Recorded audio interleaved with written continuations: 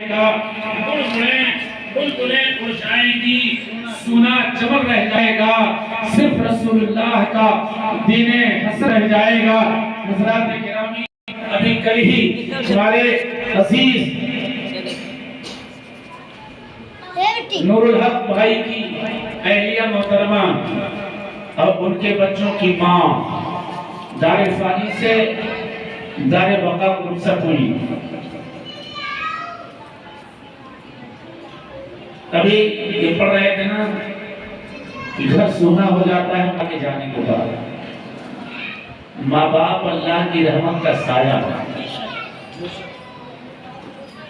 ماں اور باپ اللہ کی رحمت کا سایہ ہیں۔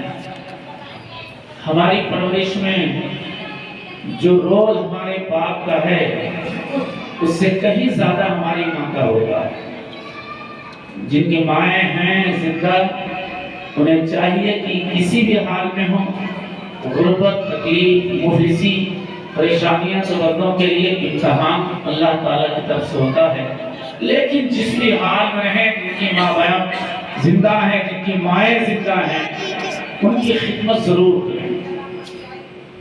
آج اگر ابھی گڈو سے پوچھا جائے، پپو سے پوچھا جائے اور سبوں سے پوچھا جائے کہ آپ نے اپنی ماں کے ساتھ کیا کیا، کیسا حسن سلوک کیا، کتنی محبتوں کا نذرانہ پیش کیا، کتنی خدمتیں کی ان کی، کتنے بستر لگائے، چونکہ یہ کہہ سکیں گے کہ ہاں یقیناً یہ صحیح بات ہے کہ ہم اپنے ماں کی خدمت نہ کر سکے، لیکن یاد رکھیں اس ماں کو جو ماں راتوں کے سناٹے میں، تاریکیوں میں، ٹھنڈک کے عالم میں ہمیں اپنے سینے سے لگا کر کے، لٹا کر کے، اپنے کلیجے میں چھپا کر کے گرمی دیا کرتی تھی، اس ماں کا پیار کا بدلہ کوئی نہیں دے سکتا۔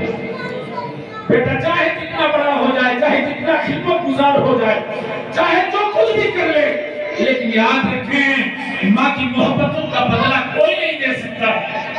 مولانا نور رحمت اللہ علیہ مثنوی شریف میں لکھتے ہیں کہ ایک نوجوان اپنی ماں کو، اپنے باپ کو اپنے کندھوں پر بٹھا کر کے کعبے کا طواف کرانے کے لیے، حج کرانے کے لیے لے کر کے گیا۔ فرماتے ہیں کہ اس نے مکہ شریف پہنچنے کے بعد حرم میں داخل ہوا اور کعبے کا طواف شروع کیا۔ کعبے کا طواف شروع کیا۔ اے خالق کائنات، میں نے اپنے والدین کو اپنے کندھے پر بٹھا کر کے لے کر کے اپنے گھر سے سفر کر کے آیا اور پھر تیرے گھر کا طواف کرایا۔ اے میرے مالک، میں نے شاید اپنی محبتوں کا، اپنی ماں کی خدمتوں کا حق ادا کر لیا ہے۔